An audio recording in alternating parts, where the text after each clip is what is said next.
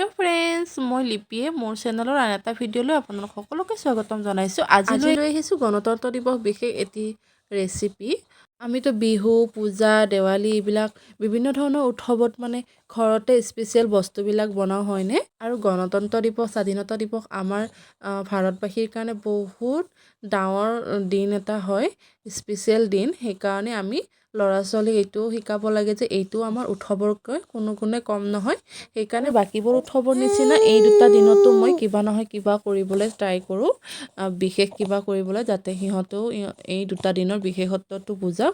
মোৰ মতে আমি সকলোৱে কৰা উচিত। আৰু আজিও মই গণতন্ত্ৰ দিৱস উপলক্ষে কিবা এটা বনালোঁ, ভাবিলোঁ আপোনালোকৰ লগতো শ্বেয়াৰ কৰোঁ। যদি আপোনালোকৰো ইচ্ছা হয় তেতিয়াহ'লে বনাব পাৰে। ইয়াত বনাবৰ কাৰণে মই 1 কাপ লৈছোঁ ভাত খোৱা চাউলৰ পিঠাগুড়ি, তাৰপিছত 1 কাপ আৰু অকণমান এচামুচমান দিছোঁ ময়দা, অকণমান চেনি দিছোঁ, এচুকুটমান নিমখ দিছোঁ। তাৰপিছত এইখিনি ভালকৈ মিলাই লৈ আমি আপোনালোকে গাখীৰ বা পানী এটা বস্তু মিহলাব পাৰে, কিন্তু মই গাখীৰো দিছোঁ আৰু পানীও দিছোঁ। গাখীৰ অকণমান কমকৈ দিছোঁ, পানী অলপ বেছিকৈ দিছোঁ। আৰু বেটাৰটো ভালকৈ চাই ল'ব। দেখিছেনে মই আধা কাপ গাখীৰ দিলোঁ, তাৰপিছত 1 কাপমান পানী লাগিলে। আৰু মিশ্ৰণটো চাই ল'ব, সকলোৰে বেলেগ বেলেগ জোখো লাগিব পাৰে, একেলগে দি নিদিব, অলপ অলপকৈ দি মিলাই চাব লাগিব। আৰু এয়া বেটাৰটো ৰেডি হৈ গ'ল। এয়া দেখিছেনে কেনেকুৱা হৈছে। আৰু এইটো হৈছে পাটিচাপ্তা পিঠা ৰেচিপি। তো বেংগলী ৰেচিপি হয়, বহুত খাবলৈ সোৱাদ হয়। আৰু এইখিনি মিশ্ৰণ আমি আধা ঘণ্টাৰ কাৰণে ঢাকি থৈ এতিয়া ভিতৰত দিয়া পুৰখিনি বনাবলৈ আহিছোঁ। ইয়াৰ কাৰণে মই 1 লিটাৰ গাখীৰ লৈছোঁ। আপোনালোকে যিখিনি প্ৰয়োজন হয় এনেকৈ ল'ব পাৰে। আৰু গাখীৰখিনি আধা হৈ যোৱালৈকে ভালকৈ উতলাই ল'ম। তাৰপিছত দি দিছোঁ প্ৰয়োজন অনুসৰি চেনি। মই ইয়াত সৰু কাপটোৰে 1 কাপ চেনি দিছোঁ। মই অকণমান গুড়ো এড কৰিম, সেইকাৰণে মই চেনিটো অকণমান কমকৈ দিছোঁ। আপোনালোকে যদি গুড় নিদিয়ে তেতিয়া বেছিকৈ দিব পাৰে। আৰু অকণমান এই ভাত খোৱা চাউলৰ পিঠাগুড়িত কেঁচা গাখীৰ অকণমান মিলাই পেলাই গাখীৰখিনি আধা হোৱাৰ পিছত তাত দি দিছোঁ। মানে এইটো ক্ষীৰৰ পাটিচাপ্তা হৈ যাব, ভিতৰৰ পুৰটো ক্ষীৰ হৈ যাব আৰু বহুত টেষ্টি হয় খাবলৈ। এয়া দেখিছেনে গাখীৰ উতলি উতলি একেবাৰে শুকাই আহিলেগৈ। আৰু শেষত মই কালাৰটো অকণমান ভাল লগাৰ কাৰণে মই গুড় দি দিছোঁ, বহুত টেষ্টি হয় খাবলৈ। এয়া দেখিছেনে আমাৰ পুৰখিনি ৰেডি হৈ গ'ল। এইখিনিতে ঠাণ্ডা হ'বলৈ ৰাখি দিম আৰু গোটা হৈ যাব ভালকৈ ঠাণ্ডা হোৱালৈকে। আৰু এতিয়া আহিছোঁ আমি যিহেতু জাতীয় পতাকা ৰঙৰ বনাম ন, তেতিয়া 3 ভাগ কৰিব লাগিব। এটাতো বগা আছেই, আৰু এতিয়া বেলেগকৈ 2টা পাত্ৰ লৈ লৈছোঁ। বেটাৰটো সমানে সমানে তাত দি ল'ম। তাৰপিছত আমি কালাৰ কৰিব লাগিব, যিহেতু এটাত কমলা ৰং আৰু এটাত সেউজীয়া ৰং। আৰু মই ভাল ডাঠ কমলা ৰংটো নাপালোঁ, অকণমান হালধীয়া কমলা যে লাইট কমলা ৰং এইটোহে পালোঁ। আকৌ আনটোতো সেউজীয়া ৰং। এনেকৈ দি পেলাই ভালকৈ মিলাই ল'ম বেটাৰটো। আৰু এয়া দেখিছেনে ভালকৈ মিলাই ল'ব লাগিব। আৰু আপোনালোকে লিকুইড কালাৰটো ব্যৱহাৰ কৰিব পাৰে, মোৰ তাত নাছিলে, এইটোৱে দি দিলোঁ। আকৌ এতিয়া টাৱাখন গৰম হ'বলৈ দি, ননষ্টিক টাৱা ল'লে বেছি ভাল হয়, নৰ্মেল টাৱাও ল'ব পাৰে, কোনো কথা নাই। আৰু ভালকৈ তেল বা ঘি অকণমান ব্ৰাছেদি সানি দিছোঁ, বা কাপোৰেৰে এনেকৈ মুচি দিব।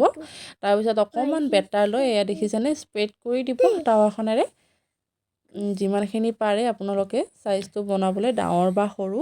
আৰু এইখিনি এতিয়া ওপৰৰ অংশটো শুকাই অহালৈকে ৰৈ দিম। তাৰপিছতে আমি বেটাৰটো দিব পাৰিম। এইটো এটা বেংগলী পিঠা ৰেচিপি হয়, বহুত টেষ্টি হয় খাবলৈ আৰু হেল্ডিও হয়, বেছি তেলৰ প্ৰয়োজন নাই।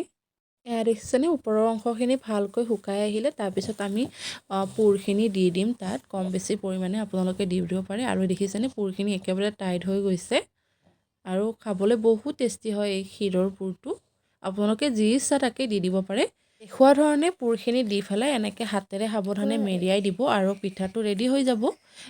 বহুত ইজি হয় বনাবলৈ, কিন্তু প্ৰথমখন আপোনালোকৰ বেয়া হ'ব পাৰে, কোনো কথা নাই। যিমানে বনাই যাব সিমানে বহুত ভাল হৈ যাব, মিহি হৈ যাব। আৰু এয়া দেখিছেনে মই আকৌ এবাৰ ঘি ব্ৰাছ কৰি লৈছোঁ। ঘি বা তেল দুয়োটাই দিব পাৰে আপোনালোকে, কিন্তু জুইটো কমাই ৰাখিব হা, জুইটো কমালেহে এই পিঠা বেছি ভাল হয়। আৰু এয়া দেখিছেনে মই আৰু এখন বনাই দেখাইছোঁ। পুৰখিনি দি পেলাই সাৱধানে মেৰিয়াই দিছোঁ। আৰু এইটো দেখিছেনে সেইটো পিঠাতকৈ অকণমান বেছি ভাল হৈছে। আৰু পিঠাটো হোৱাৰ পিছতো কিন্তু অকণমান সময় টাৱাখনতে এনেকৈ ছাইডত ৰাখি দিব, তেতিয়া ভালকৈ সিজিব, নহ'লে ভিতৰত লেকটীয়াও হৈ থাকিব পাৰে। মোৰ বগা ৰঙৰ কেইখন হৈ গ'ল। এতিয়া আহিছোঁ কমলা ৰঙৰ কেইখন বনাবলৈ। আৰু এইখনো একেধৰণে বেটাৰটো দি শুকাই অহাৰ পিছত ভিতৰত পুৰটো দি মেৰিয়াই দিলেই হ'ল। আৰু হালধীয়াও মোৰ বনোৱা হৈ গ'ল। এতিয়া আহিছোঁ সেউজীয়া বনাবলৈ।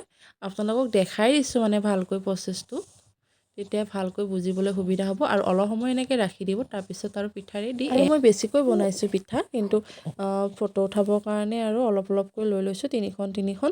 আপোনালোকে এই দিনটোত বুলিয়ে নহয়, বেলেগ দিনতো আপোনালোকে বনাই খাব পাৰিব। বহুত ভাল লাগে, চাহৰ লগত এনেও গৰমে গৰমে খাবৰ কাৰণে খুব ভাল লাগে। আৰু এই পিঠাটো আপোনালোকে ফ্ৰিজত নহ'লে বা বাহিৰতো 2-3 দিনলৈকে থৈ দিব পাৰে, বেয়া নহয়। আৰু যদি ভিডিঅ'টো চাই ভাল পালে প্লিজ ভিডিঅ'টো চাই কেনে পালে জনাবচোন কমেণ্টত। আৰু যদি ভাল পালে please like, share and subscribe কৰি দিব মোৰ চেনেলটো। আজিলৈ আহিছোঁ, ধন্যবাদ।